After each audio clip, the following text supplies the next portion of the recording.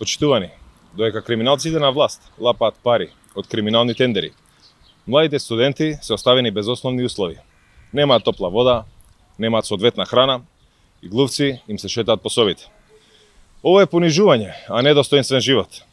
Денес сме пред студентскиот дом Гоце Делчев, символот на студентскиот живот, кој власта на Мицкоски успеа да го претвори во символ на понижување, негрижа и распад на системот.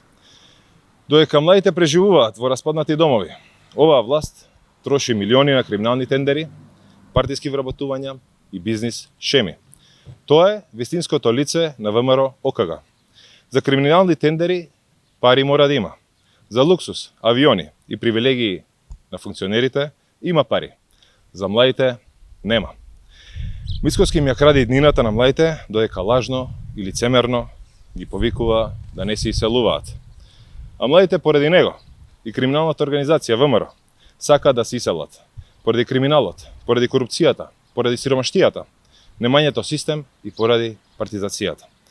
Мицкоски и неговата влада ја туркаат Македонија намерно во изолација, далеку од Европската унија, затоа што европските правила значат крај за нивниот криминал и корупција.